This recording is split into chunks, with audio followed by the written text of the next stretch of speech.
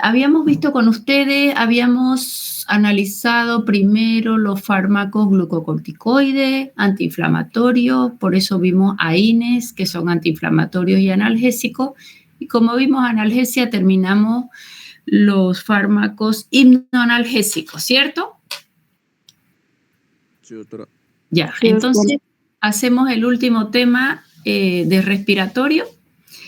Y en respiratorio, ¿qué nos falta? Fíjense este título. Antitusivo, voy a bloquear el reflejo de la tos. Expectorante, que significa que voy a hacer un estímulo para que toda secreción que está en árbol bronquial pueda ser expulsada. Si ustedes analizan, antitusivos y expectorantes son acciones opuestas. Son acciones opuestas. Uno va a estimular para que salga la secreción y el otro va a bloquear el reflejo de la tos. ¿Por qué empiezo así? Porque muchas veces van a encontrar ustedes en el comercio jarabe, porque generalmente los antitusivos se los administran en jarabe por algún motivo, y dice antitusivo y expectorante, dice, ¿ya? Entonces, esa precaución extrema, todo lo que ustedes vayan a medicar tienen que revisar su composición. El marketing hace que de pronto sea más apetitoso, ¿no? Antitusivo, expectorante, incluso hasta mucolítico, colocan en el mismo jarabe, más son actividades diferentes. El primero, yo voy a bloquear el reflejo de la tos, ya vamos a ver en qué caso se tendría que usar, porque el reflejo de la tos es un reflejo natural. ¿Para qué me sirve? Me sirve para impulsar todo elemento extraño del árbol respiratorio. Elemento extraño, ¿qué va a hacer? Si yo estoy no enferma y de pronto inhalé algo que llegó a mi vía respiratoria, yo voy a tener tos para poder expulsarlo, ¿de acuerdo? A veces estoy comiendo y hablo con la boca llena, entonces parte del alimento, como la glotis no se cerró, va a pasar al árbol respiratorio, yo voy a toser y lo voy a eliminar. Entonces, el reflejo de la tos es un reflejo natural que nos va a ir protegiendo. En el caso de un paciente con abundante secreción, pues esa secreción va a ocupar los receptores y eso va a hacer que esa secreción sea expulsada. Más si yo doy un antitusivo, yo estoy bloqueando este reflejo. Al bloquear el reflejo, yo voy a pensar a qué paciente le quiero bloquear su reflejo de la tos. Si tu paciente tiene abundante secreción bronquial, por eso tiene tos, ¿le bloquearía el reflejo de la tos? No. Ya, ok. Entonces, ahí entra el razonamiento. ¿Qué va a pasar si yo le bloqueo su reflejo de la tos? Todo su contenido de moco que es abundante porque sus células caliciformes están estimuladas por un virus, por una bacteria, y son muy productoras de moco. El moco se va a quedar dentro y el moco es un caldo de cultivo hermoso para las bacterias, me va a obstruir el árbol respiratorio. Entonces, fíjense ustedes que el antitusivo en muy pocas veces se debe administrar. ¿En qué paciente usarían un antitusivo? Se podría usar en un paciente que use, ¿cómo se llama? IECA. Ay, ay, ay, eso me dolió mi corazón. El IECA va a provocar tos por mecanismo de acción. Le das un antitusivo y no le vas a cortar la tos, porque al que le da tos el IECA, fíjate que es por mecanismo de acción y lo tienes que retirar, porque el antitusivo no le hace nada, porque su mecanismo de producir tos sigue. A no ser que le des un antitusivo de acción central, que tampoco te conviene, porque son generalmente depresores del sistema nervioso. Justo en tos por IECA no se debe dar antitusivo, sí se debe suspender el fármaco, suspendemos el fármaco y si la tos pasó ya no lo volvemos a administrar.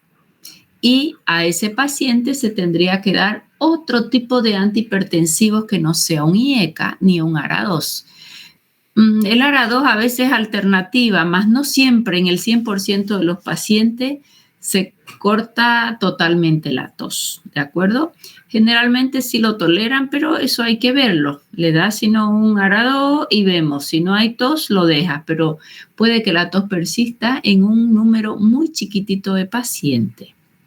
A ver, otro caso. El IECA, no debo dar antitusivo por tos por IECA. ¿A quién se le ocurre algo más? Cuando yo quiero bloquear el reflejo de la tos. Cuando la tos no es productiva y está irritando. Ya, si la tos es no productiva y es irritativa, generalmente lo que tengo que hacer es volverla productiva.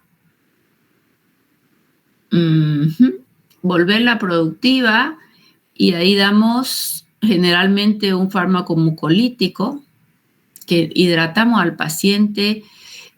Si yo lo hidrato, entonces va a haber mucosidad y eso va a estimular el reflejo de la tos.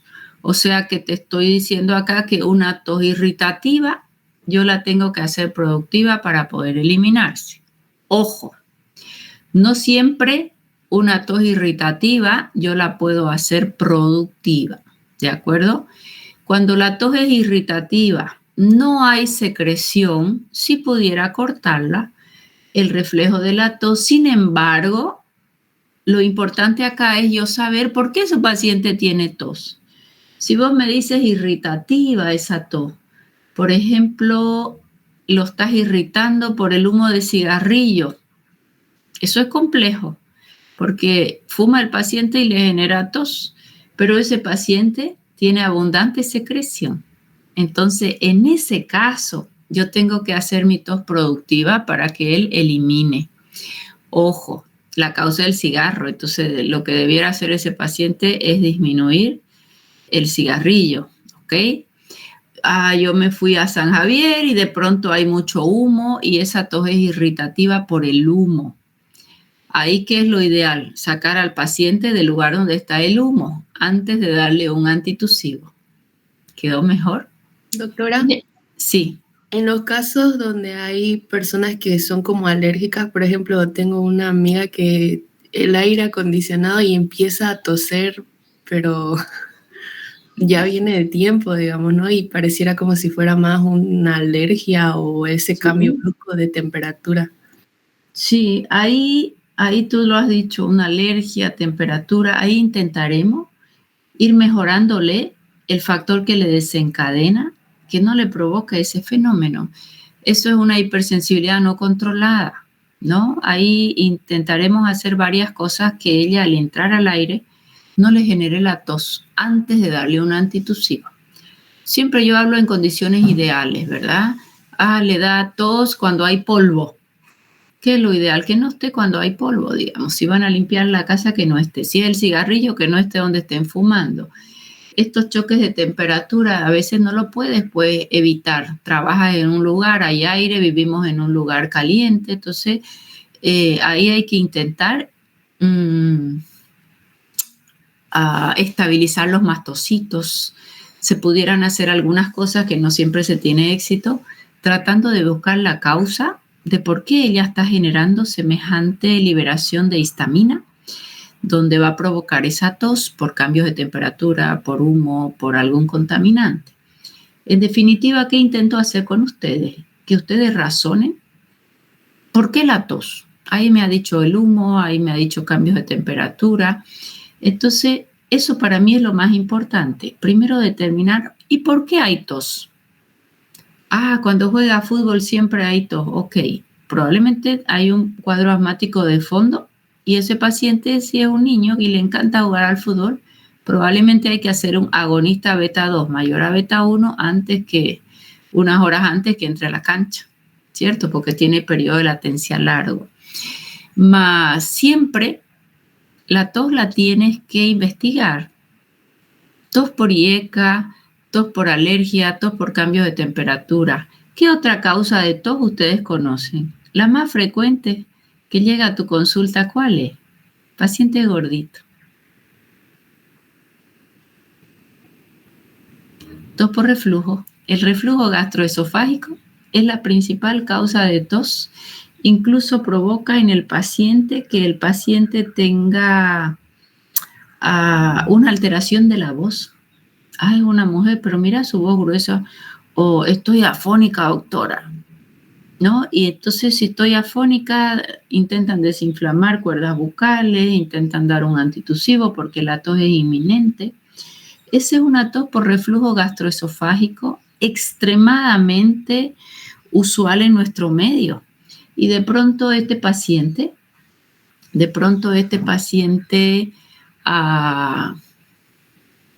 toma antitusivo, va para todos lados, antialérgico, antitusivo, y el paciente no mejora.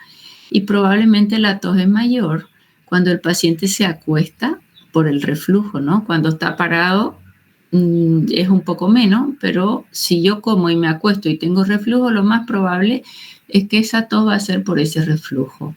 Mas no es la única, ¿verdad? También tenemos una tos cardíaca, un paciente con insuficiencia cardíaca, un paciente fumador. ¿Qué estoy diciendo? Que lo primero que yo tengo que hacer es investigar el origen de la tos, ¿ya? Entonces voy a ir entrando en tema. Hasta acá les hice razonar nada más. Yo no puedo dar un antitusivo sin saber cuál es el origen de la tos. Ah, doctora, es que este paciente tiene un CA de pulmón. ¿Le corto la tos o no le corto?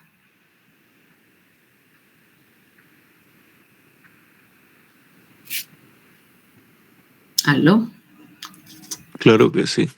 Claro que sí le voy a cortar. Ah, este paciente tiene una TB y es una TB en una fase aguda. ¿Qué va a pasar si hay tos ahí?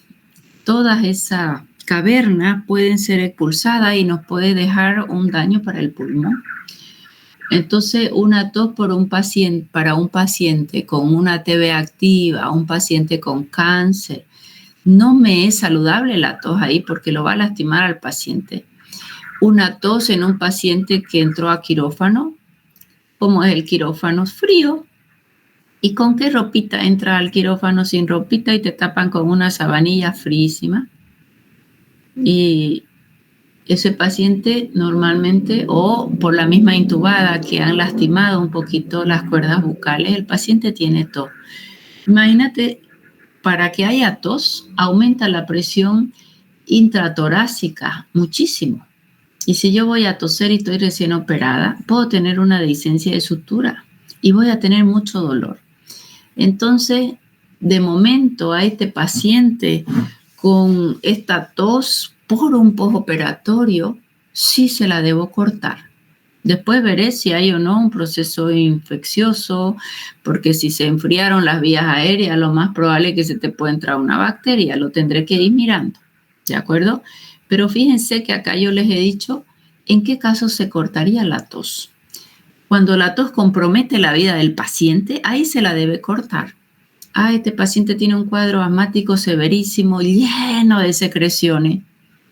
Ok, y cuando va a toser, esas secreciones van tapando el árbol respiratorio, músculo liso bronquial más estimulado y no entra el aire. En ese caso, o sea que cuando la tos compromete la vida del paciente. Sin embargo, aquí el mensaje es, a esa tos yo la tengo que investigar y buscarle su causa. Si la tengo la causa, ahí yo veré si a esa tos le voy a mejorar todavía su hidratación de moco para ser eliminado o realmente yo la necesito cortar. Entonces, la tos es un reflejo. ¿Para qué? Para expulsar algo que está dentro de mi vía aérea. Llegó un cuerpo extraño en la mucosa. Cuerpo extraño es el moco acá. Cuerpo extraño es el humo del tabaco, un alimento que haya ingresado, ¿ya? Entonces, si yo parto de que la tos es un mecanismo de reflejo, yo no debería cortarla. ¿Cómo es que esto va a ir apareciendo? Mi reflejo de la tos. Va a haber un estímulo. ¿Quién va a hacer ese estímulo? Pueden ser gases irritantes, cigarrillos, cuerpo extraño o un estímulo mecánico o una aspiración del esófago porque yo tengo reflujo. Entonces ya tengo mi disparador. Ese disparador, ¿qué es lo que va a hacer? Va a sensibilizar los receptores que están en tráquea, bronquio, laringe y faringe. Ocupa ese receptor y toda esa información va a viajar por las fibras tipo C que son de conducción lenta y las A delta que son de conducción rápida y eso va a provocar el estímulo tanto central como de los reflejos vagales. ¿Qué va a pasar aquí? Va a haber la contracción muscular, se eleva la temperatura intratorácica, se cierra la glotis y vamos a tener el reflejo de la tos, ¿ya? O sea que fíjense, siempre buscar causa antes de yo tomar una decisión. ¿Cómo va a empezar este reflejo de la tos? El paciente hace una inspiración forzada. Hasta el fondo es como que va a llenar de oxígeno el pulmón. Esa inspiración forzada, esto es automático, no lo hago yo pensando. Se cierra la glotis. Si se cierra la glotis va a permitir que el paso del árbol bronquial pueda ir al exterior. Entonces hay un brusco aumento de la presión intraabdominal, intratorácica. 50 a 100 milímetros es altísimo que aumente la presión intratorácica. Y eso va a dar la fuerza para ir desprendiendo todo cuerpo extraño que quedó en la mucosa.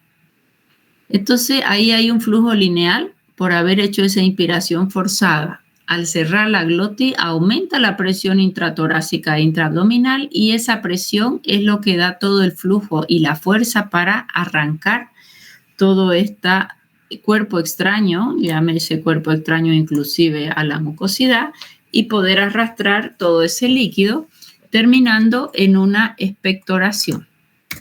¿Se va entendiendo? Sí, doctora. Sí, doctora. Sí. Fíjense ustedes que hasta acá solo he hablado de la tos, intentando pensar quién va a provocar la tos. Es lo primero que tengo que saber para ver mi medicación. Y segundo, cómo se ha producido todo este fenómeno de la tos. Y acá viene una clasificación extremadamente importante. La pregunta que hacemos, ¿la tos desde cuándo la tiene? ¿Viene en algún momento del día? ¿Con qué usted lo relaciona? No, es tras que entro a mi casa que está el aire frío o a mi clase que está el aire frío. Antes no, no. Cuando voy a jugar fútbol, cuando alguien está fumando cerca o simplemente aparece en cualquier momento. Entonces, la palabra mágica para el paciente es ¿y con qué lo relaciona? O más fácil, ¿y cuándo es que tiene tos? Eso es como usted lo relaciona. Esa pregunta mágica, la duración de la tos extremadamente mágica. Desde que fui al médico que tengo tos. ¿Cómo que desde que fue al médico? ¿Y qué le dio su médico? Enalapril.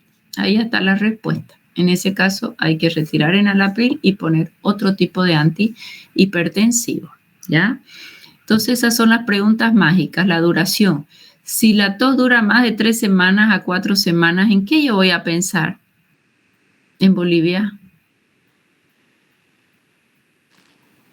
¿ERG? En tuberculosis. Sí, señora, en tuberculosis, porque somos zona endémica. A veces el paciente no tiene signos y síntomas de una TB porque esto está iniciándose, pero es la tos, ¿ya? Entonces, fíjense todos los, que se llama las causas de la tos. Puede ser una TB. ¿Por qué yo voy a pedir una TB? Porque esta tos ya viene de tiempo. Negativa, la paciente es mujer, 40 años. Adivinen qué. Cáncer de mama da tos. Le hiciste vaciloscopía, es negativa, hace radiografía, los pulmones están bonitos, no hay ocupación, no hay una bronquitis, no hay neumonía, no tiene antecedente de alergia, no tiene otra sintomatología. Y el cáncer de mama generalmente da una tos irritativa, el paciente no entiende porque es cuando se levanta, cuando se acuesta y a cualquier hora. ¿Ya? Entonces fíjense ustedes cómo es tan importante que yo pueda llegar a la causa de la tos. Le puedes dar antitusivo y mejora a tu paciente, pero ¿qué va a pasar con el CA de mama? Ese va a ir proliferando. Y cuando lo encuentras muy a tiempo, in situ, que todavía no ha hecho metástasis, ahí habrás salvado la vida de tu paciente porque tendremos chance de hacer su tratamiento, ya sea quirúrgico, quimioterápico, radioterápico, hasta lograr controlar esa patología. ¿Me dejo entender? Sí. Entonces, fíjense, de todo lo que yo les he hablado, ahí en causa hasta les he dado un CA de mama. A veces en un CA de mama no hay dolor, no hay molestia, no pasa nada. La paciente hizo su mamografía o su ecografía de mama hace 3 meses, está todo good y sin embargo aparece esta tos. Entonces todo esto hay que ir analizándolo porque no es dar un antitusivo que es tan rápido. Yo hago una receta en 4 segundos. No es nomás tiene tos y doy un antitusivo. Ya ese no es un buen médico. Buen médico es el que va a ir a primero investigar la causa. De momento capaz da un antitusivo hasta ir viendo porque tu paciente no duerme, pero hay que ver si es una tos cardíaca, si es una tos digestiva, si es una tos por un CA, por estímulo alérgico, si es una tos por unas gripes mal curadas y está lleno de moco tu paciente, si es por un fármaco. Entonces eso es extremadamente importante. Simplemente es un signo la tos. A ese signo tienes que ponerle su origen, su nombre y su apellido. Si la tos es productiva, está sacando mucho moco el paciente. Viene la mamá a la farmacia y se asusta porque el niño tiene tos. ¿Qué es lo que quiere? Feliz se queda si le da un jarabe en la farmacia y le quitaron la tos. Mi hijo ya está sano, ya no tose, dice. Error, gran error. Si él tose y es productiva es porque tiene que eliminar esas secreciones. Si esas secreciones se quedan dentro, graves problemas, sinusitis, infecciones a repetición, puede haber una infección bacteriana. Y todo empezó por un proceso viral. Y como el virus inflama las células caliciformes, ellas hacen moco. Y si hacen moco, mi cuerpo intenta sacarlo. Y tengo tos. Más esa tos productiva, yo no debo cortarla. ¿Qué tengo que hacerle? Hidratarla para que el moco no quede deshidratado, no quede duro y sea fácil de expulsar. Eso es lo que yo tengo que hacer con una tos productiva. Yo le digo a mis pacientes, no se asuste, mientras haya tos, es porque todo eso tiene que ir fuera. Si se queda adentro vamos a tener problemas. Más bien hidrátese. No le tenga miedo a la tos. Es un mecanismo reflejo para sacar y limpiar su vía aérea. Entonces ahí el paciente se queda más cómodo. Diferente que le diga, no, a esta tos, ¿le va a dar algo, doctora, a la tos? No, nada. Y te quedas ahí como que fuiste atendido sin solucionar el problema. Ya tú tienes que explicar. Por eso me estoy deteniendo tanto en ir razonando estas causas de la tos y cómo yo voy a hacer el abordaje, ¿ya? La tos no productiva es la tos seca irritativa de la que habíamos hablado. Yo estoy resfriadísima, ya estoy curando mi gripe, pero me quedó un catarro de perro, dice. ¿Por qué de perro? Porque toso, doctora, hasta que casi me vomito, pero no sale nada. Pero fue secundario a un proceso gripal o viral. ¿Qué hago con esa tos? ¿La vuelvo productiva? Sí, señora, la vuelvo productiva. Fíjense que yo estoy hablando de un antecedente. Estoy saliendo de una gripe diferente al que viene a la consulta. Haga algo, doctora, porque estoy perfecta, pero es la tos. Ahí tengo que investigar, ir investigando finamente qué se trata, si es TB, si es un CA, si es una alergia, si es un fármaco, ¿ya? La tos no productiva o tos seca, 2 caminos, voy a investigar, pero si ya tengo el antecedente que venía gripe tras gripe, ayer atendí a una mamá en el consultorio, doctora, mi hijo ya va a la guardería, tiene 1 año y 8 meses. Desde que va a la guardería, vive con los mocos, vivimos con fármacos, vive con fiebre, le contagian de todo. ¿Y sabe qué es lo más triste, doctor? Yo lo atiendo, la mamá delgadita, estudiante, todo me contagia y vivo enferma. O sea, mi energía ya no puedo más y con fármacos y fármacos. O sea que ahí fíjense ustedes que este pequeño se trae todos los virus, el mal que mal va pasando y trae los virus a casa. Eso es muy usual en los niños pequeños cuando ya van al kinder, al colegio, a la guardería en esta época de invierno. Y ella viene con tos. ¿Será que yo le voy a cortar esa tos? Ni en esta vida ni en la otra. Yo tengo que hacerla productiva. Ella ni se alimenta bien, entre que estudia, trabaja, cuida al niño. Entonces tenemos que ayudarle más bien a ese paciente, ir tratando de subir su sistema inmune, que el estrés me baja el sistema inmune y me agarro cualquier virus, porque ¿cuál es la idea en un paciente o en una persona cualquiera de ustedes, que pueda estar en contacto con alguien con gripe y no agarrarse gripe. ¿Por qué? Porque su sistema inmune primario le ha protegido. Un buen sistema inmune va a hacer que yo no enferme cada que me encuentro con alguien con gripe. Imagínense si todos tuviésemos que engripar porque alguien tiene gripe, ¿no? ¿De qué va a depender? El sistema inmune, ¿ya? Entonces, cuando hay este antecedente, esta tos no productiva, la voy a volver productiva. ¿Y cómo la voy a volver productiva? Hidratando los mocos. ¿Y quién es el principal hidratante de moco? H2O. O sea que le mando a hidratarse, vamos subiendo su sistema inmune, ¿de acuerdo? Entonces, hasta aquí a la tos productiva no la debo cortar. Siempre primero busco la causa. La productiva no la corto y la no productiva intento hacerla productiva. Diferente que sea una tos por un fumador, por un CA de pulmón. Ahí esa tos muchas veces hasta compromete la vida del paciente. Bueno, vamos viendo. Acá he puesto algunas de las causas, mas no siempre son las únicas. Una fibrosis pulmonar te puede dar tos, sí. ¿Quién hace fibrosis pulmonar de los fármacos ya avanzados? ¿Quién se acuerda? Qué vergüenza. Anda examen de primer parcial. Fibrosis pulmonar, por eso no la usamos. Esto es irreversible si se presenta en los pacientes. Principal causa, da un color azulado debajo de la piel, da... ¿Ah?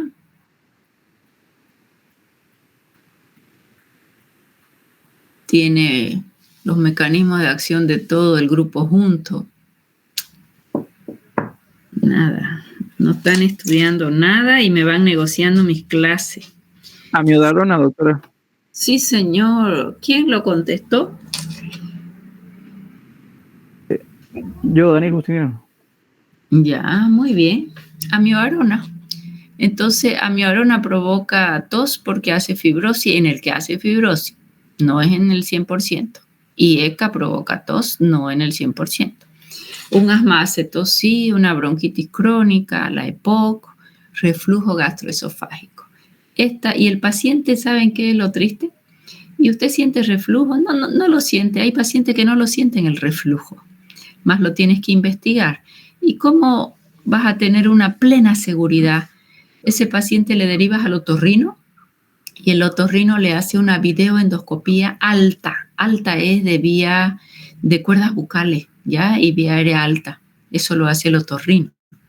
Puedes también hacerlo con el gastro, que le hace la endoscopía y él va mirando cómo están las cuerdas bucales, pero no le presta tanta atención como el otorrino, que es su especialidad. Entonces, para descartar que fuera un reflujo, mandas a tu paciente al otorrino y él le hace una videoendoscopía alta y va a ver cómo están las cuerdas bucales. A veces viene el informe médico y te dice estas cuerdas bucales ya tienen nódulos o están irritadas, el paciente está con ronquera. Esa ronquera que de pronto aparece sin estar engripado, casi un 99.9% está relacionado con problemas de reflujo, una agresión de cuerdas bucales, y si ellas son agredidas permanentemente, a veces hacen nódulos, ¿ya? Entonces, eso ahí ya vas investigando esa causa de tos. La rinitis, un síndrome de goteo postnasal. Si la rinitis es permanente, intenta buscar la causa, intenta sanear esa rinitis. No siempre tienes un 100% de éxito, más vas a seguir buscando hasta poder encontrar cómo ir paliando esa rinitis. El paciente vive con sus vasoconstrictores nasales o con sus antialérgicos o sus corticoides, que ya hoy se los dan nasales para no hacerle síndrome de Cushing, más no es la solución. La solución es intentar ver la causa de la rinitis. Infecciones virales. Este virus te llenó de moco, ¿vas a cortar la tos? No debieras. Pero es que tu paciente está recién operado, es otro cuento. Tu paciente tiene CA de pulmón, es otro cuento. Tiene una TB activa y cada que hay tos hay desprendimiento de los focos gaseosos y hay sangrado en el esputo. A ese no le vas a hacer toser. Lamentablemente le tienes que proteger y disminuir el reflejo de la tos. Y el antitusivo que voy a dar tiene que ser uno poderoso. Y si yo digo antitusivo poderoso, ¿qué voy a pensar? Todo fármaco depresor del sistema nervioso central es antitusivo. Voy a dar una clorpromazina, doctora, tranquilizante mayor. Es antitusivo, claro, pero le voy a bajar toda su reactividad al paciente. Una morfina, profesora. Una morfina es antitusiva, sí, depresora del centro de la tos. Ojo, estimula el centro del vómito, pero es depresora del centro de la tos. O sea que estoy diciendo hasta aquí que todo fármaco depresor del sistema nervioso central es antitusivo. Más yo que voy a ir pensando que por cortarle esa tos, porque sí es necesario, no voy a darle un tranquilizante mayor. Y a partir de ahí nace un grupo de fármacos que son los más usados como poderosos antitusivos, que son derivados de morfina, pero sin el efecto euforizante o minimizado el efecto euforizante. ¿Se entendió? A ver, voy a preguntar. Si yo quiero cortar una tos de forma inminente, ¿qué fármacos son siempre antitusivos? Los de acción central. Todo depresor de acción central. Todos los depresores. Lo van a anestesiar al paciente porque le van a operar su apéndice, pero está con tos. Si le pones un anestésico, no va a haber tos, pues. No tiene reflejo de la tos. Que después va a haber problemas, sí, pero todo depresor del sistema nervioso va a cortar el reflejo de la tos, ¿ya? Más no los vamos a usar, pues, para cortar una tos, deprimirlo al paciente completamente. Y ahí nacen los derivados de morfina, derivados narcóticos, le llamamos, que van a cortar el reflejo de la tos y ellos se los ha trabajado para quitarle un poco este efecto tan depresor y euforizante derivado de morfina, ¿ya?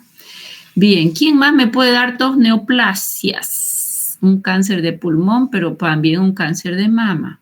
Tuberculosis, la sarcoidosis, viene con tos, no en todos los pacientes. Un tumor porque está comprimiendo vía respiratoria, claro que sí, un aneurisma de aorta. Entonces, fíjense, tu paciente tiene un aneurisma de aorta y se queja de tos. ¿Qué gano dándole un antitusivo? ¿Qué ganamos dándole a un antitusivo? Nada. Que nuestro diagnóstico lo voy dilatando y probablemente después el paciente se hizo un aneurisma. El aneurisma de aorta es el más complejo, con alto índice de letalidad, ¿verdad? Aunque ahora si se lo toma a tiempo hay un poco más de chance, pero es muy complejo un aneurisma de aorta.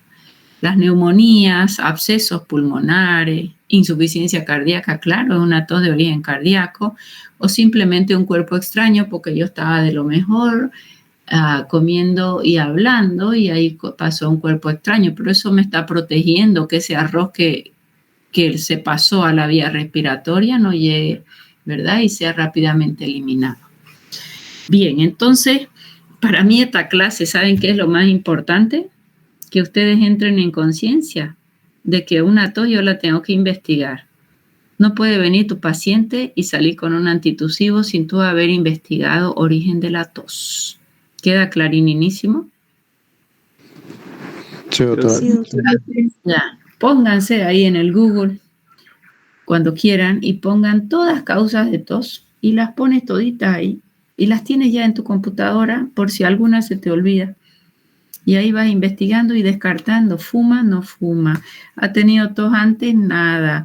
¿Con qué usted lo relaciona? La verdad que no sé, de pronto apareció esta tos. Ahí vas a buscar hasta marcadores tumorales. Vas a descartar reflujo, vas a mirar fármacos. Eso es lo más importante acá, más que los fármacos para mí. Es muy rara vez que en un paciente esté indicado un antitusivo. ¿En COVID dimos antitusivos o no? ¿Le doy o no le doy a un paciente COVID antitusivo?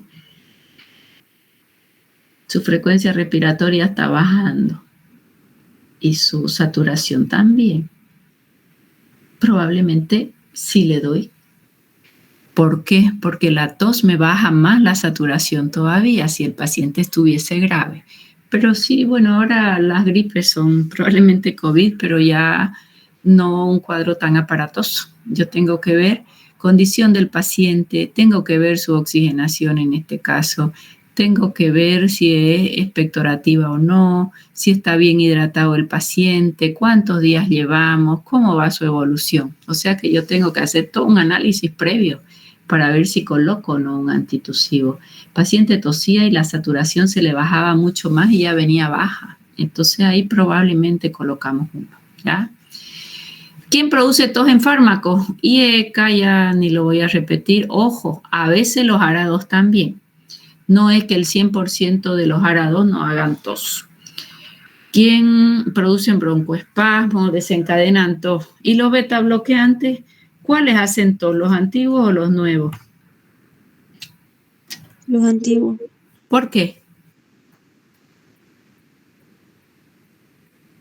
Porque no bloquean beta 2. Porque no No, bloquean.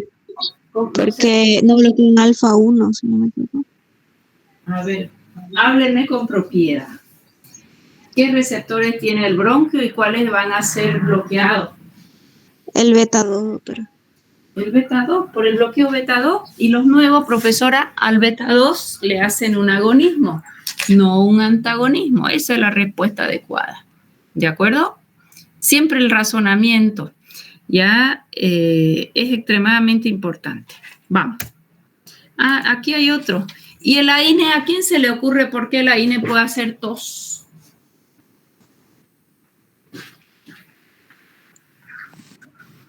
Vamos. Alguien tiene que responder. Recién hemos avanzado a INE. Porque está la vía alterna, doctora. Todo, al bloquear la vía principal, todo se va a la vía alterna y esto produce leucotrieno. Los leucotrienos producen broncoespasmo. ¿En todos los pacientes? No, solo en las personas asmáticas, más que todo se ve. Esa respuesta me gustó. No va a ser en todos los pacientes, pero si tu paciente es asmático, claro que va a tener tos, ¿ya? O sea que hasta acá fíjense cuántos fármacos. Y cualquier fármaco que a tu paciente le da alergia puede hacer tos. O sea que por eso es la pregunta mágica. ¿Desde cuándo está la tos?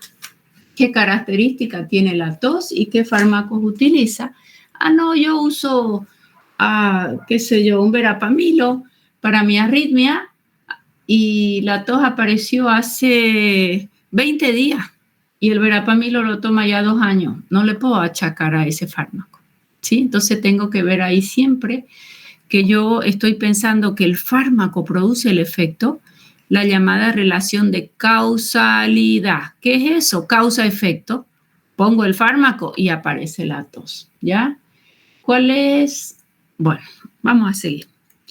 Hasta ahí entonces ya tienen varios fármacos, sin embargo no he descartado que cualquier fármaco pueda ser hipersensibilidad o alergia caracterizada por tos. A ver, ¿qué tengo acá? Clasificación de los antitusivos. Esta es una clasificación general, luego yo voy a entrar en los más usados. Acá dice los que actúan en el centro de la tos. Estos van a ser los más poderosos. ¿Cómo los voy a clasificar? Los derivados opioides. Si digo opioide, es depresor del sistema nervioso central que se le ha intentado retirar un poco el efecto euforizante. El más usado para nosotros es la codeína. La codeína la hemos nombrado ya en hipnoanalgésico. Si yo les pregunto, ¿cuáles son los 4 efectos farmacológicos de la codeína? ¿Cuál es la respuesta? Analgesia, antitusivo. Ya. Hipnótico y antidiarreico. Fíjate que es hipnoanalgésico, hipnosueño, entonces hipnótico es sedante, analgésico de acción central. ¿Te acuerdas su mecanismo de acción? ¿Alguien? Todos mis estudiantes no Agonizan, pueden... doctora, perdón, agonizan a nuestras encefalinas, o sea, a nuestros opioides naturales, como las encefalinas, las endorfinas.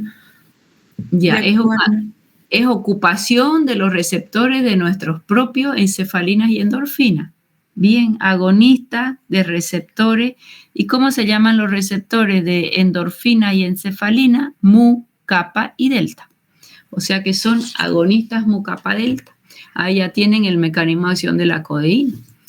Y acá cuando decimos opiáceo, es muy interesante que la codeína mantiene los efectos todavía euforizantes. Morfina en baja escala es analgésico, le va a dar estreñimiento a tu paciente porque él es antidiarreico. Y su hermanito es dextrometorfano. Estos dos son los más usados. Pero al dextrometorfano no tiene la acción depresora de la codeína. Modificaron de forma tal su molécula que no es tan depresora como la codeína. Entonces va a provocar menos depresión respiratoria. Codeína es hipnoanalgésico, acción central, gran problema de la codeína, depresor del sistema nervioso central, gran problema. Puede deprimir el centro de la respiración con todo derecho. Por eso es que no se le da a los niños, no se le da a un paciente que tiene ya deprimido su centro de la respiración, porque puede llevar a falta de respiración.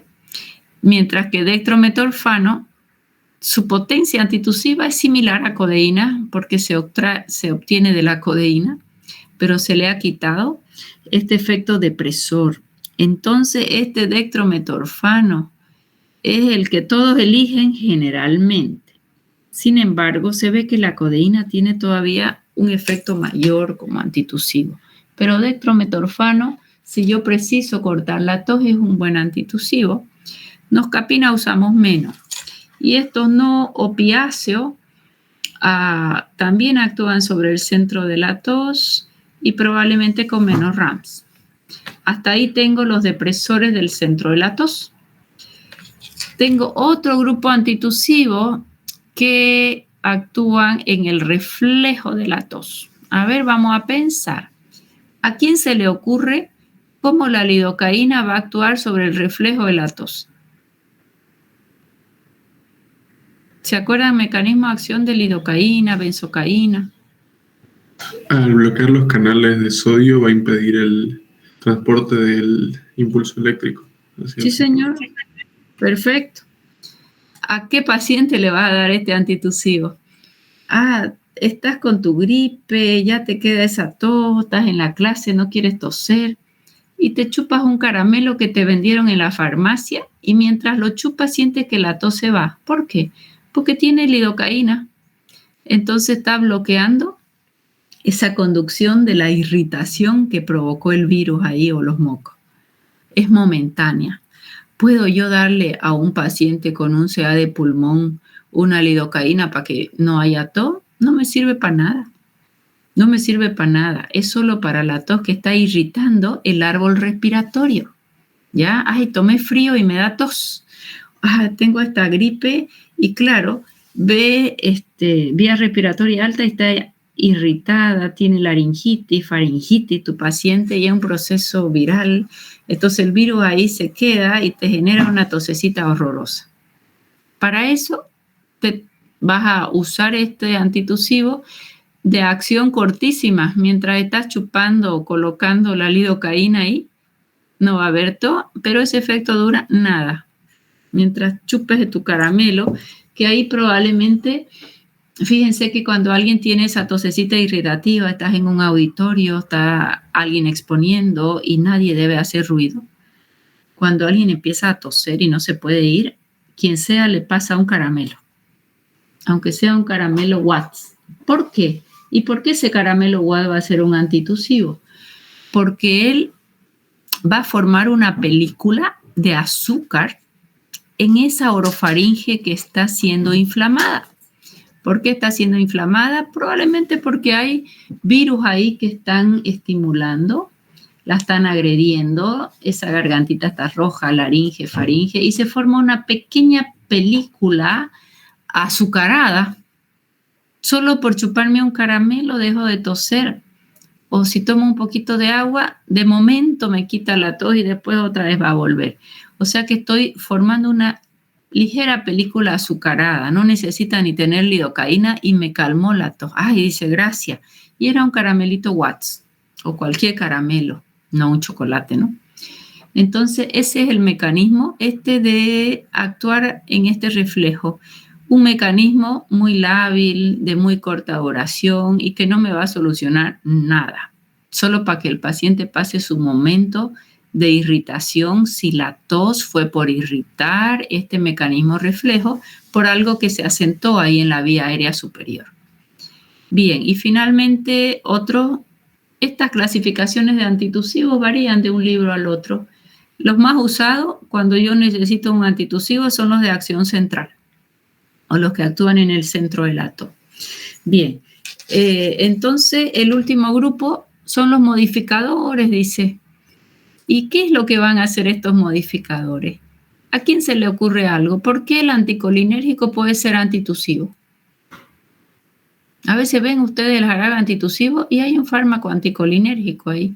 No un hipatropio, porque el hipatropio viene en aerosol, pero una noscopina, un derivado de atropina. ¿Por qué ellos serán antitusivos?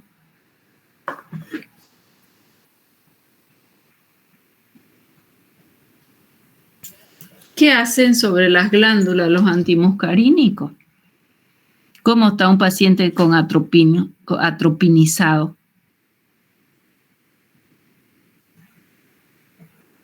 Salivando. Ah, ¿sí? No me diga que está salivando. Perdón, está con las glándulas secas. Claro, rojo, seco y loco, ¿o no? Y si yo estoy disminuyendo las secreciones, va a haber menos estímulo para el árbol bronquial y no va a haber tos. Más no es el mecanismo ideal.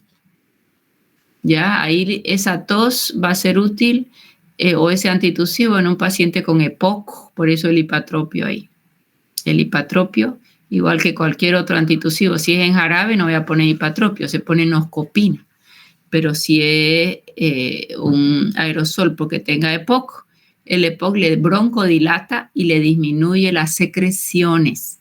Y el paciente fumador tiene irritadas estas glándulas caliciformes y forma mucho moco. La tos del fumador a la mañana, temprano y durante el día. Entonces, no se descarta que él también sea antitusivo, además de broncodilatar, algo que estaba en broncoconstricción por una estimulación de su sistema parasimpático. ¿Se entendió? Se entendió, doctora. Ya, y estos antihistamínicos que no hemos avanzado, ahí siempre al comienzo de año les hablé, fármacos de antigua generación y de nueva generación. Si es antihistamínico es porque va a bloquear receptor H1 de histamina. Y los de antigua generación atraviesan barrera hematoencefálica. Y los más nuevos no. Entonces mi pregunta es, ¿este antihistamínico difenhidramina es de antigua generación? ¿Por qué creen ustedes que es antitusivo?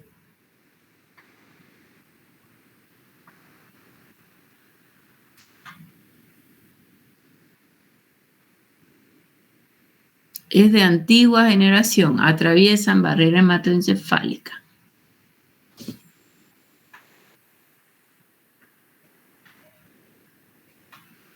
Porque si atraviesa barrera, puede deprimir el sistema nervioso central. Sí, exactamente. Y además disminuyen secreciones también porque tienen ligero efecto antimuscarínico. Igual que el de abajo, anticolinérgico o antimuscarínico, por partida doble.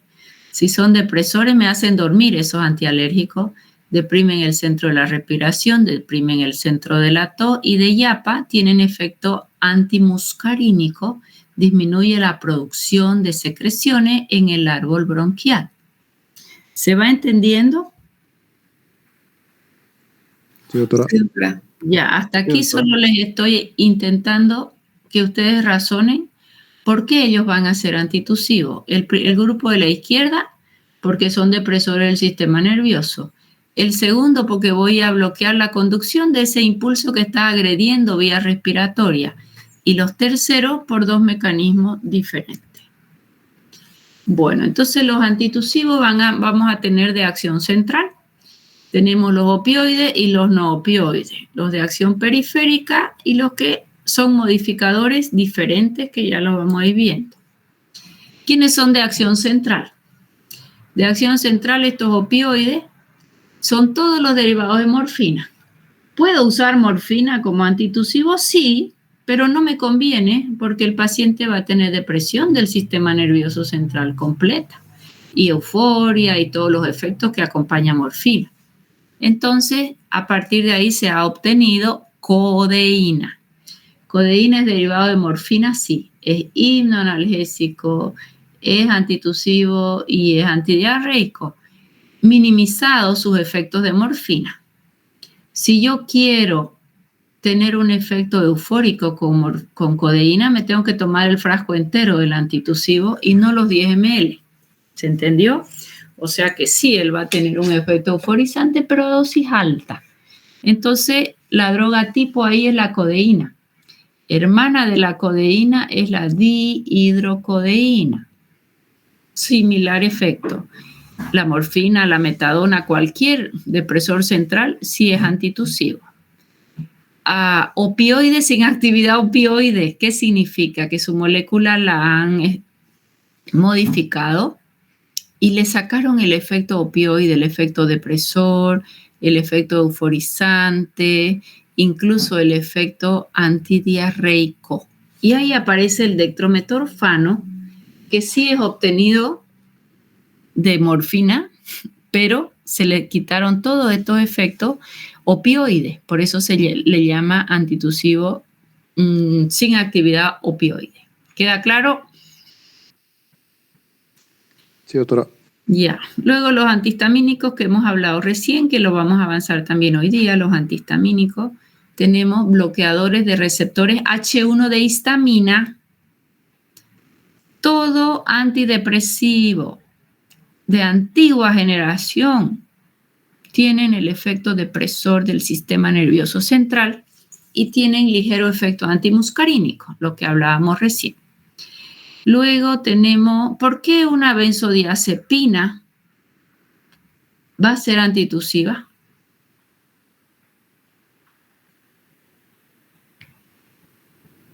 Porque es depresor al sistema nervioso central. Exacto. Depresor del clonazepam, gabapeptina, baclofeno, los demás abajo son anticonvulsivantes, pero no son benzodiazepinas, ¿ya? Son anticonvulsivantes y ellos son depresores, pues.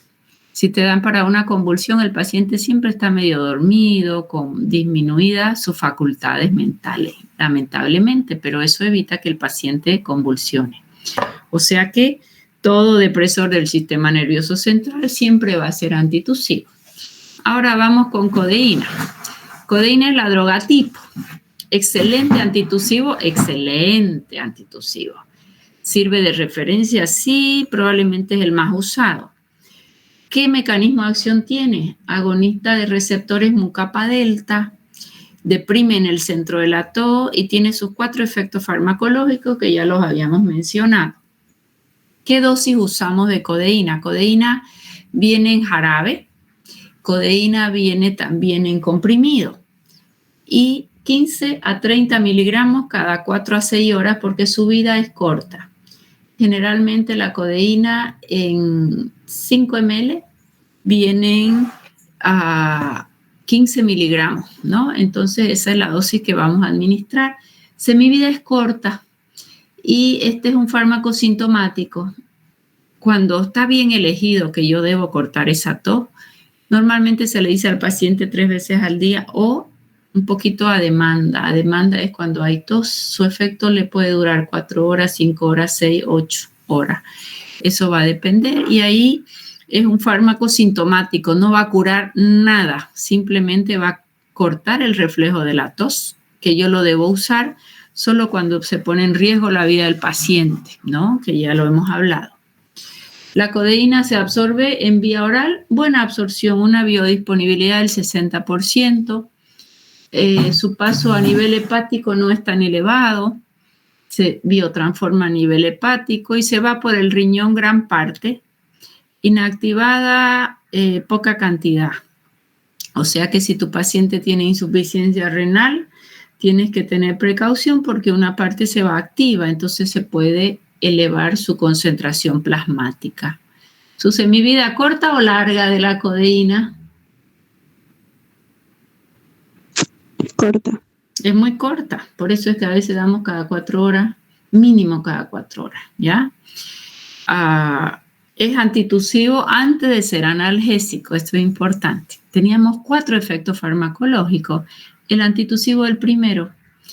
Mayor dosis recién alcanza analgesia, es depresora y es antidiarreica siempre. ¿Qué efecto adverso va a producir? Constipación. Esta constipación es la primera que tienen que recordar siempre. Porque si yo sé que le tengo que cortar la tos al paciente y le voy a hacer un cuadro de constipación, yo tendré que saber que tengo que mejorarle su tránsito intestinal.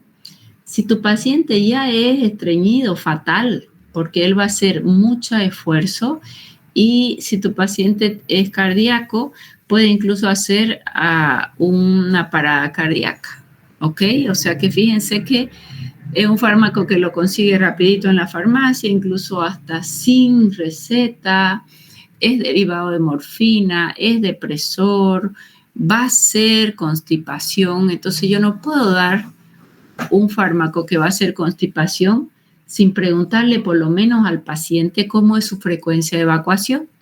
Si yo sé que lo necesito porque es un cáncer de pulmón y va a ser de largo plazo, yo indicaré una dieta laxativa. Empezaremos con frutas naturales, con ciruelas, con papaya, vegetales, revisar la dieta del paciente para que lo pueda tolerar y después no tenga un problema de obstrucción, un problema cardíaco por hacer mucho esfuerzo al defecar, ¿ya? La depresión respiratoria es a dosis elevado, pero si tu paciente tiene insuficiencia renal, la puedes conseguir más fácil, o si es una tercera edad, o si es el paciente asmático fatal, o un paciente con EPOC. También puedo dar una codeína, más probablemente ahí el antimuscarínico por partida doble sea superior. A un trabajo de parto, si tu paciente está próxima a un parto y le has cortado la tos porque realmente le dificulta mucho llevar su estabilidad en el embarazo, le va a prolongar el trabajo de parto. Ella es depresora y es de acción central, por lo tanto es liposoluble y puede afectar al producto de la gestación, ¿ya? Eso es importante. Dosis elevada, pasan por leche materna, la mamá está dando de lactar, sí, y ella es depresora. Si lo administro con alcohol, ¿qué va a pasar? ¿Qué característica tiene el alcohol? Depresor central. Depresor central, entonces ellos van a potenciarse. ¿Se va entendiendo? Este es el fármaco más usado, la codeína. Sí, doctora. Sí, doctora. Dihidrocodeína es su hermanita. Las dosis son las mismas. La otra era de 15 a 30, esta es de 10 a 30. Su ventaja es que su semivida es un poquito más elevada, pero no mucho más. El dextrometorfano se obtrae también es un opiáceo, pero sin la acción opiácea. Este va a ser una excelente alternativa. No tiene el efecto hipnoanalgésico, ni me va a dar sueño, ni me va a hacer analgesia, ¿ya? Su acción antitusiva, excelentemente comparable, vale decir que es similar a la de la codeína y es un fármaco más seguro para ser usado cuando se precisa. No hace depresión respiratoria, no es adictogénico. La dosis es exactamente la misma que la de codeína, 15 miligramos, semivida corta cada 4 a 6 horas. Este sí se pudiera dar en los niños cuando el antitusivo sí está indicado en niños. Imagínense que la mayoría de los niños, su tos deberíamos hacerla productiva, a no ser que haya un problema de base que haga que yo necesite usar un fármaco antitusivo, ¿de acuerdo? Luego la metadona no la usamos básicamente, es derivada de morfina. aquí me quedo con la codeína y con el dextrometorfano. Excelente alternativa el dextrometorfano. Pacientes que no quiero hacer depresión respiratoria, incluso en los niños, menos poder adictogénico. Dentro de los antitusivos que no son opioides, aquí vamos a ir viendo diferentes. Y acá tenemos, por ejemplo, clobutinol es uno de los más usados, este de acá. Cloperastina, a veces lo van a ver también. Son no opioides, pero derivados de opio, ¿ya? Y esta difenhidramina, que es un antihistamínico H2, o como es antihistamínico H1, perdón. Son antialérgicos de antigua generación. Al ser de antigua generación, atraviesan barrera hematoencefálica y tienen ligero efecto antimuscarínico. Bien. Los antitusivos de acción periférica, estos son de acción muy lábil, muy corta. No me sirve para un CA de pulmón para cortarle la tos, sino cuando la tos es irritativa del árbol bronquial de la orofaringe, nada más. Y son de momento. Y ahí vienen los demulcentes. Demulcente es todo caramelo, ni siquiera que tenga algún principio activo. ¿Por qué? Porque forma una película protectora azucarada en orofaringe, y otros que también van a venir así azucarados, pero que van a contener un bloqueador de canales al sodio, como es la lidocaína, ¿ya? Repito, su acción es momentánea, solo cuando hay estímulo de orofaringe, o sea que no voy a hacer mayor hincapié. Y finalmente están los antitusivos. Dígame. Una pregunta. Sí. Una vez me mostraron el jarabe que le dieron a un familiar y ahí decía, o sea, el ingrediente principal era una hierba, pero no decía nada más. Y cuando veo excipientes, el bollo de excipientes en el jarabe. Entonces puede ser que más que todo es el excipiente, digamos, que forma porque el principal componente era una hierba. Ya. De los jarabes que eran antitusivos, decía. Sí, esas hierbas generalmente no son antitusivas, son expectorantes. La Edrahelix, por ejemplo, es excelente. Un jarabe mentizán. Esas sustancias, ¿sabes qué hacen? Esas sustancias que son terpenos, el pignogenol, eugenol, viste que huele uno a mentizán, es característico el olor. Son terpenos, son derivados del pino, del eucalipto. Todos ellos vamos a analizar. Es un jarabe. Si es un jarabe, ya es azucarado.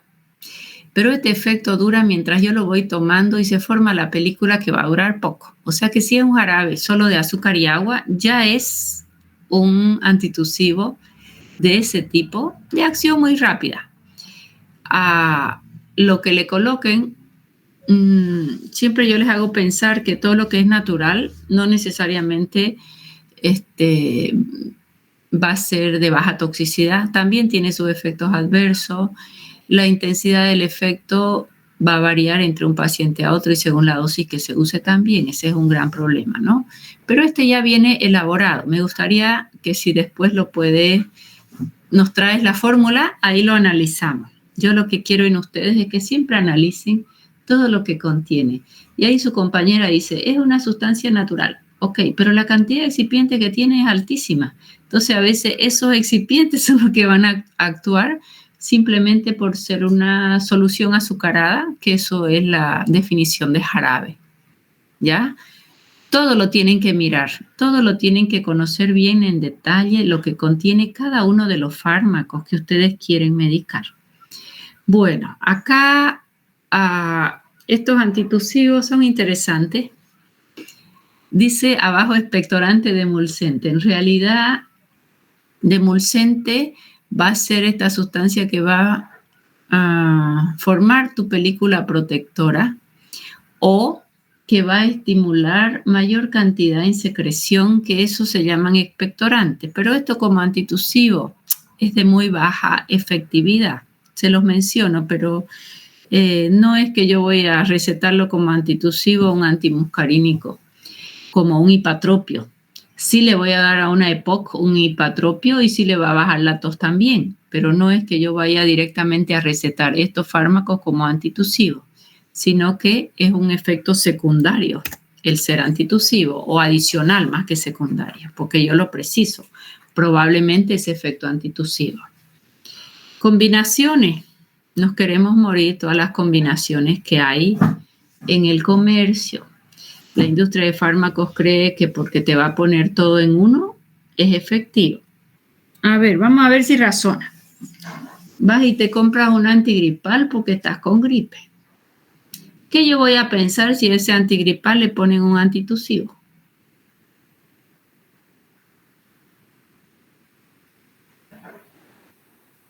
Vamos, a ver qué piensa.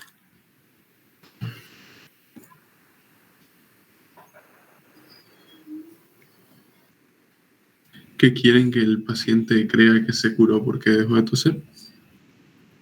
Ya, pero fíjate que, claro, ay, qué fármaco mágico, no tengo ni tos, no me duele nada, no tengo congestión, pero te cortaron tu reflejo de la tos y si estás engripado y formaste mocos, ¿será ideal dejar los mocos adentro? No, no es ideal. Ok, ese es el razonamiento que quiero, ¿ya? Entonces, la industria quiere hacer magia y que el paciente se sienta bastante confortable. En este caso, no es una terapia racional ni adecuada, ¿ya? Y ahí tenemos muchos jarabes, van a buscar los jarabes en casa que a veces se los han medicado. Tiene descongestionante, ¿ok? Tiene descongestionante, respiro mejor. Ojo, si es hipertenso le va a subir la presión. Tiene mucolítico. Mucolítico va a romper los puentes de disulfuro del moco para que el moco sea más laxo y no sea tan duro, digamos, y sea fácil, tan seco y sea fácil de eliminar.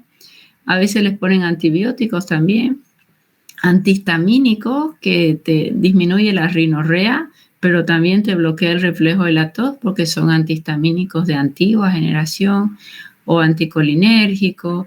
Un poquito de lidocaína para que te corte de momento el reflejo de la tos, o a veces un AINE porque dicen lo vamos a desinflamar al paciente y puede provocar más tos, a veces algo de corticoide, por ahí alguna vitamina como una vitamina C, decir no, te sube el sistema inmune. Si ya estás engripado, estimulantes respiratorios como la cafeína, y eso hace que vos respires mejor y tengas cierto grado de bienestar con cafeína. Entonces, fíjense, esto que tienen ahí no es que vayan todos juntos, pero puede ir un antitusivo con cualquiera de ellos.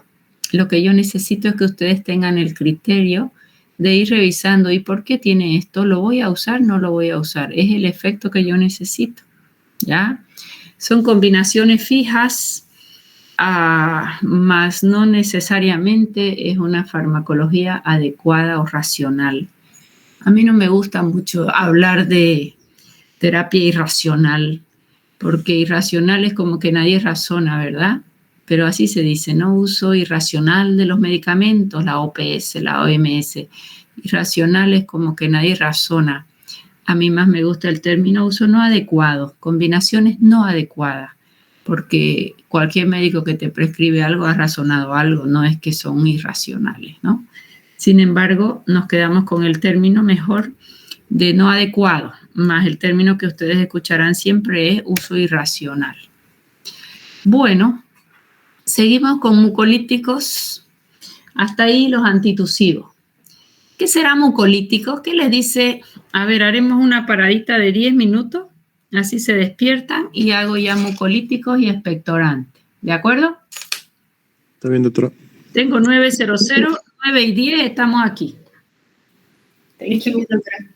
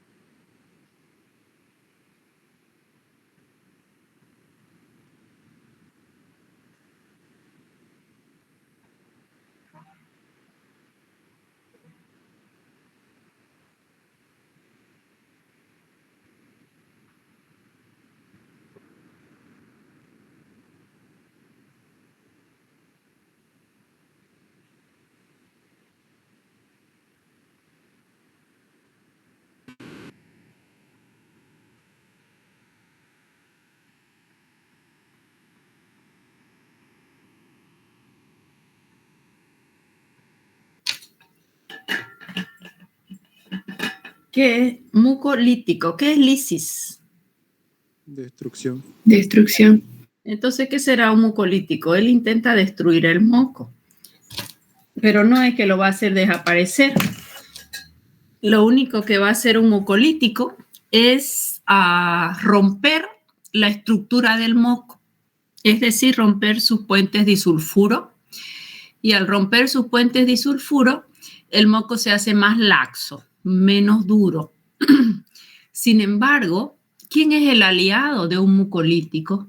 Solo ese fármaco va a ser efectivo si el paciente tiene buena hidratación. Si ese moco está extremadamente deshidratado, él no podrá romper su estructura y no podrá ser eliminado.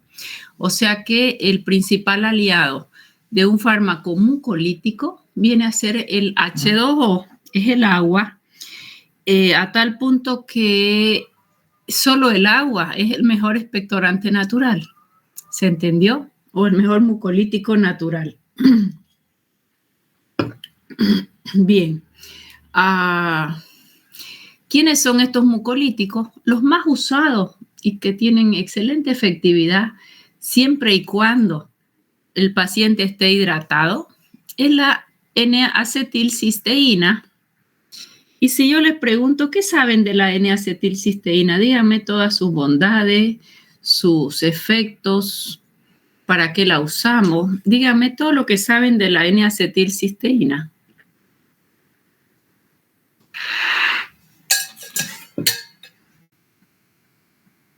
La hemos avanzado en intoxicación por paracetamol.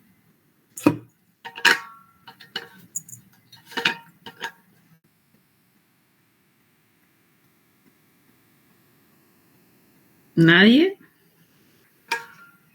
Me parece que ustedes no están estudiando nada, ¿no? No avanzamos paracetamol, doctora. ¿Cómo que no avanzaron paracetamol? No lo No avanzamos. O sea que eso tocaba hoy día. No lo dejó como tarea. O sea que ustedes me negocian lo que quieren y cuando quieren. Bueno, yo les puedo dar lo mejor de mí misma, darles la clase, enseñarles muchas cosas más, pero ustedes tienen que negociar justo al revés, exigir para la profesora que les dé más, no menos y menos examen. Es importantísimo paracetamol y si no hemos avanzado paracetamol, tampoco los inhibidores de la COX-2, tampoco los oxicamos que los usamos tanto. Qué pena. Y yo ya estoy acabando teóricamente respiratorio, creí que eso ya estaba avanzado. Profesora, falta esto, nos toca esto, adelantamos, eso podíamos hacerlo incluso en práctica hoy día y hacer una práctica sin evaluación. Bueno, ni modo. Siempre tienen que negociar a su favor ustedes. Hacer un buen negocio no es posponer todo. Yo encantada les doy la clase, a mí me gusta enseñar, pero necesito esa retroalimentación de ustedes. O sea, no soy buenita porque no les tomo. ¿Se dan cuenta? O sea, buenita es la que les enseña todo lo que sabe y lo que no sabe lo investigamos si es que hay cosas nuevas.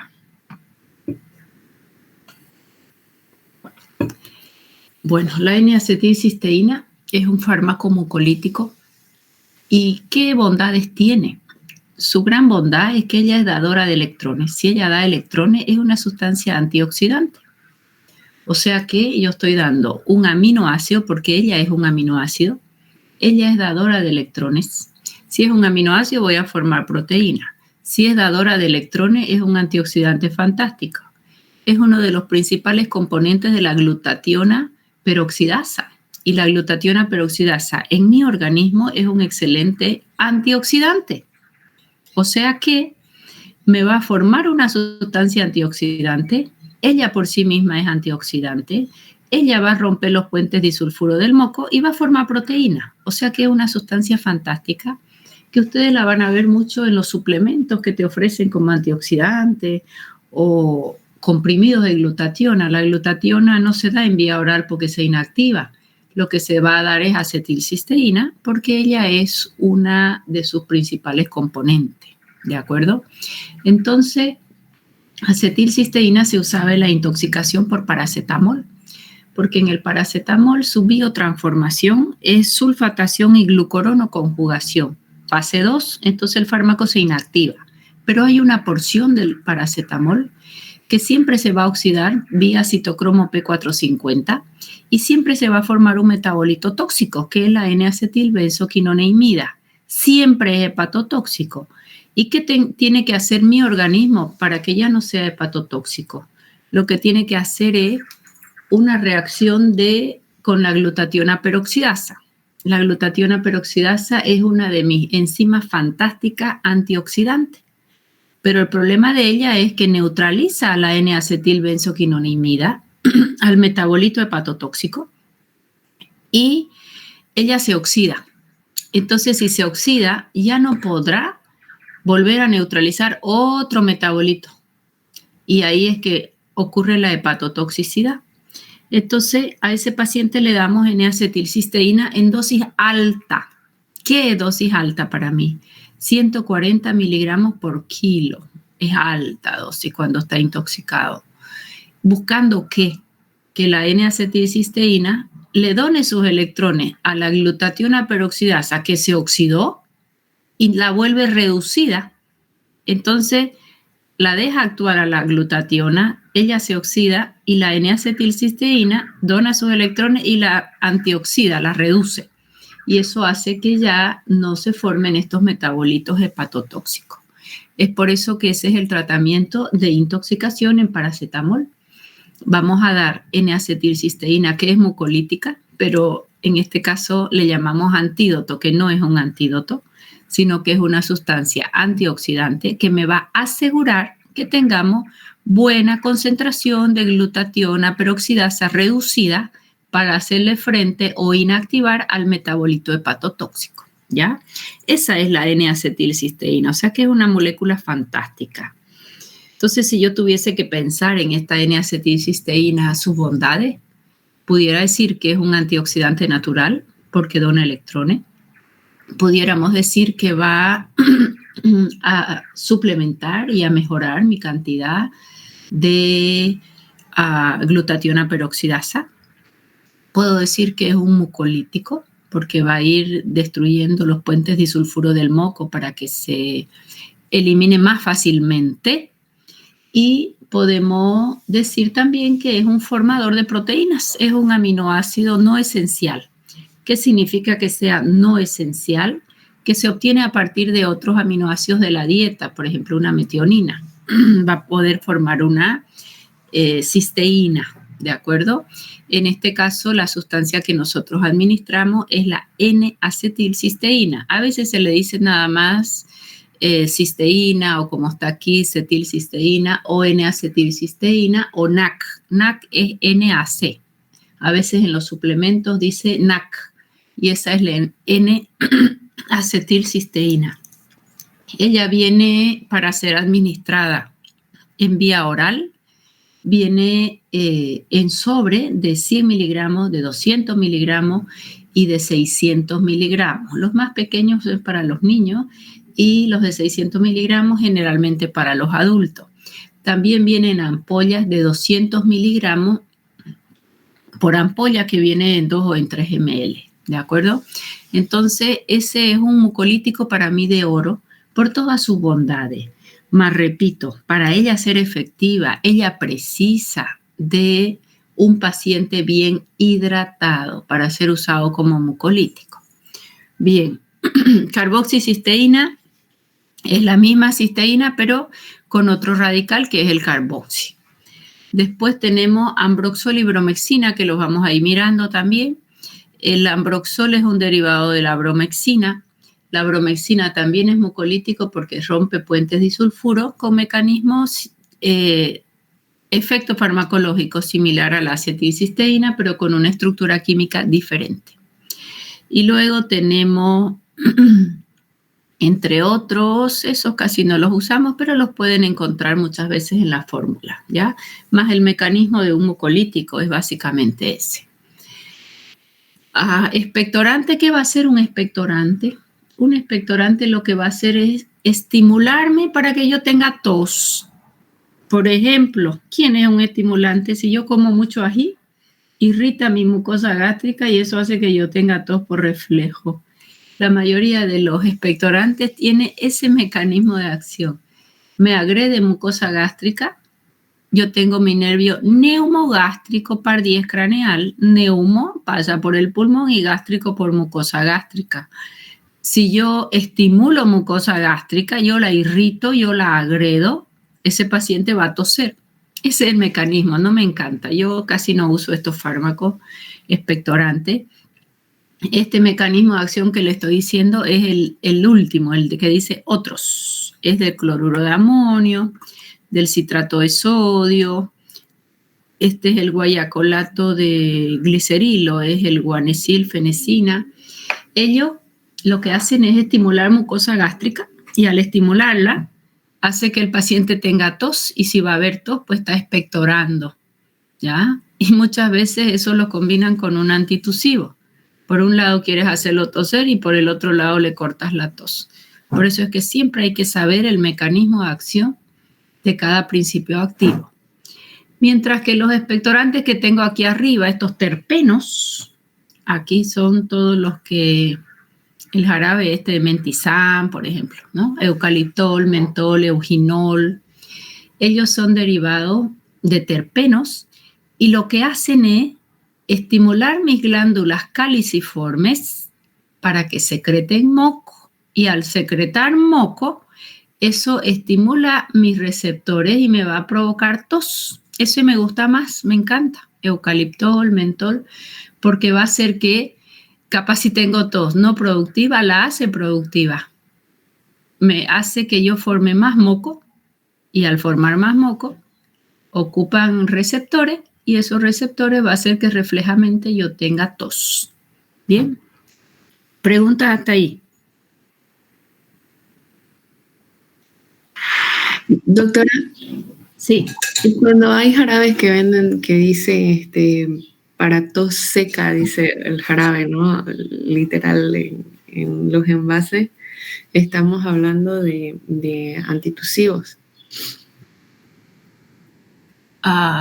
Si buscas de antitusivo, no de expectorante.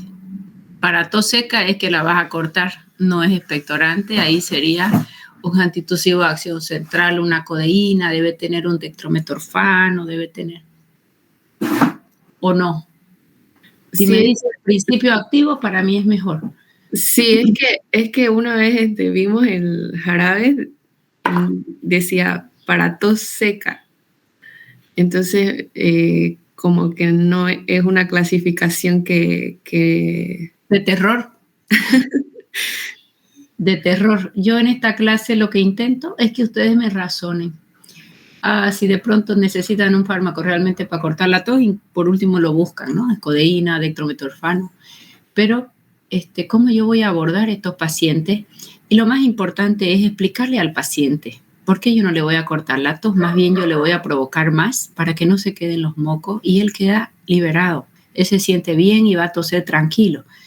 Lo que pasa es que, claro, con todo esto de COVID, el que tose queda fuera de combate, ¿no? Y no queda nadie a su alrededor, aunque eso ya nos ha ido pasando un poquito, ese miedo. Pero la tos no se la debería cortar, excepto en muy pocos casos. Más importante que eso es ver la causa, su duración, que la provoca. ¿Ya? Pero lo que siempre yo intento en ustedes es que no tienen que ir a creer todo lo que está escrito ahí, ¿no? A un loco se le ocurre hacer su jarabe porque tiene un laboratorio y le pone lo que se le da la gana. Acá se lo aprueban y sería todo. No hay una entidad que vaya a revisar que eso esté dentro de lo adecuado, digamos. No estoy diciendo que son sustancias tóxicas. Estoy diciendo que son combinaciones inapropiadas. O antitusivo, bueno, tengo tos, cortemos la tos a todo el mundo y somos buenos médicos. Eso no funciona así. Y si yo soy paciente y tengo tos y voy a ir a la farmacia, deme algo para la tos, ¿cómo es su tos seca? Tome este. Entonces eso no es una terapia adecuada. Eso es lo que yo intento dejar en ustedes. ¿Quedó mejor?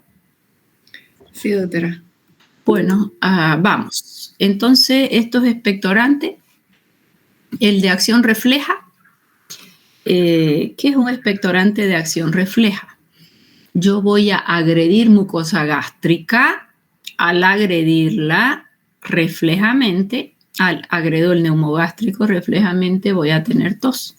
Y ahí son los salinos, por ejemplo, un cloruro de amonio, un yoduro de potasio.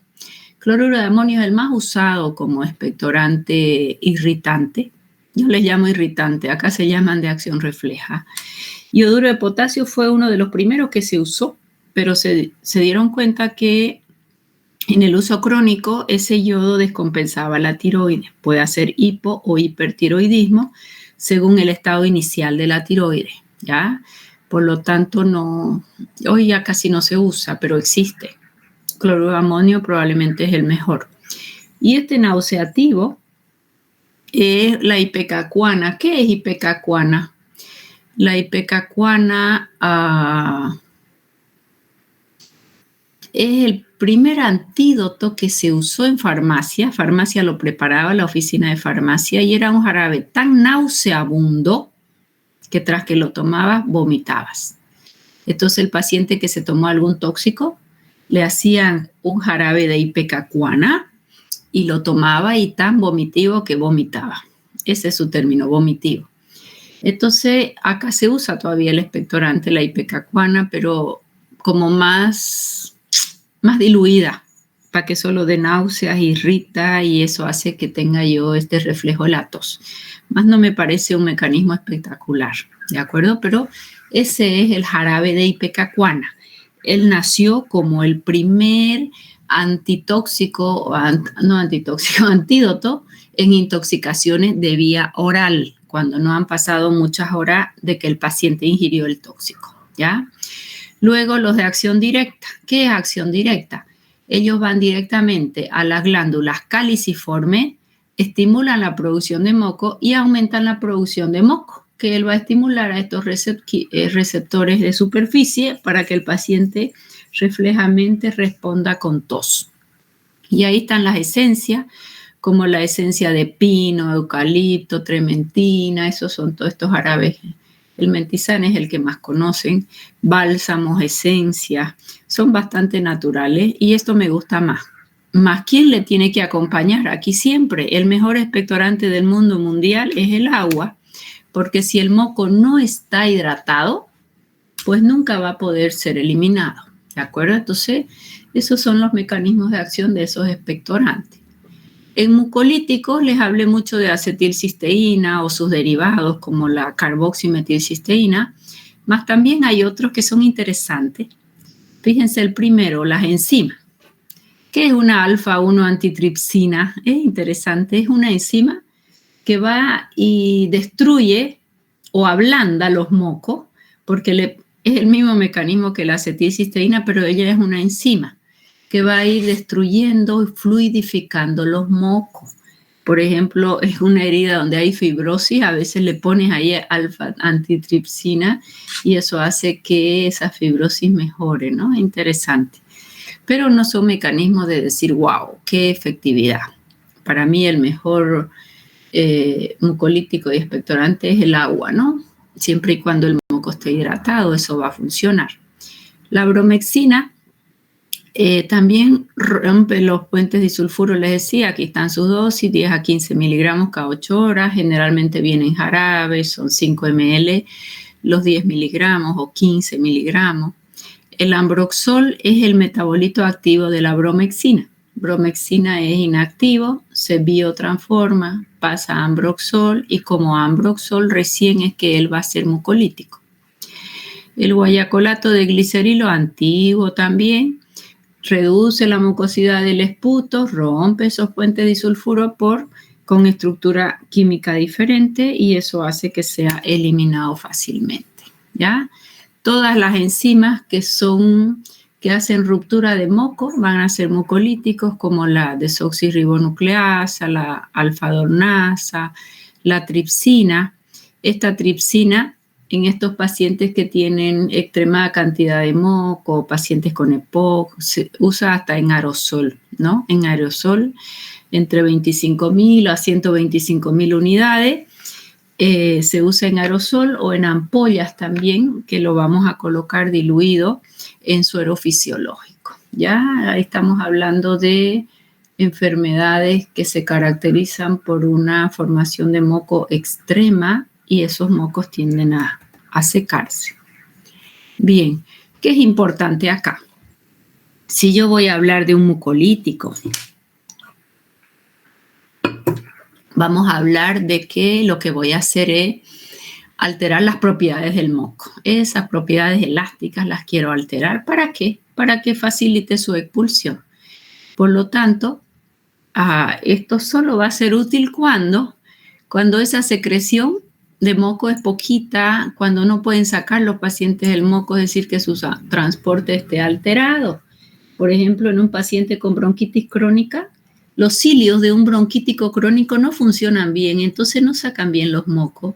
Un paciente con EPOC es como que tiene congelado o paralizado sus cilios, que los cilios van protegiendo el árbol bronquial y no van a sacar el moco, o en una bronquiestasia, o sea, son pacientes donde tienen alterado el mecanismo normal de sacar el moco.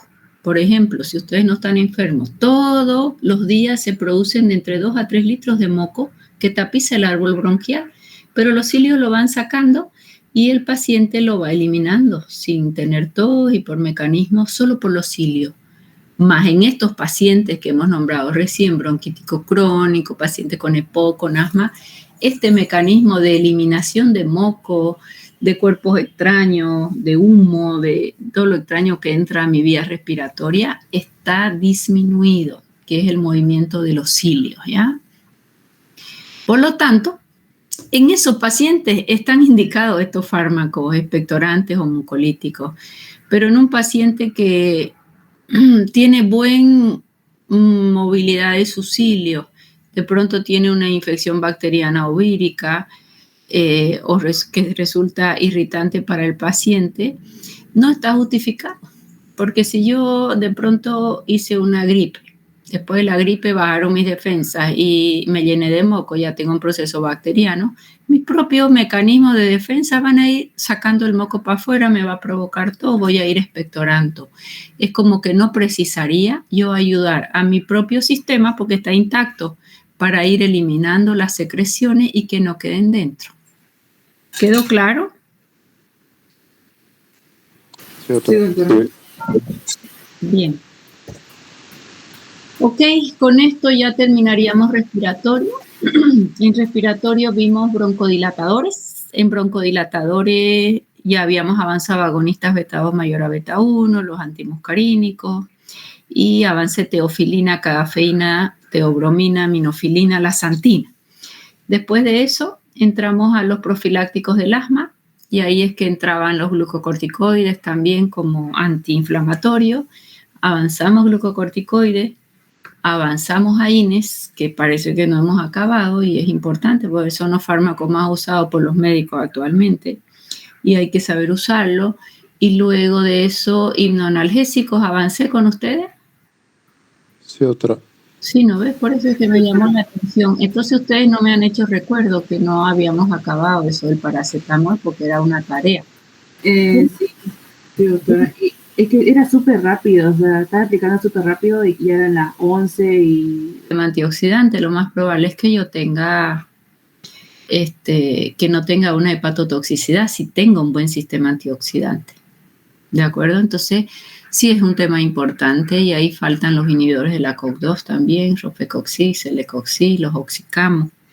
O sea que eso, denle una repasada, me hacen preguntas y con eso terminaríamos de ver ese grupo de fármacos que probablemente no quedó tan bien estudiado, ¿ya? Bueno, con esto yo termino respiratorio. Voy a cerrarla y vamos a hacer antihistamínicos. Voy a hacer hoy día. Denme 5 minutos, voy a hacer una llamada de teléfono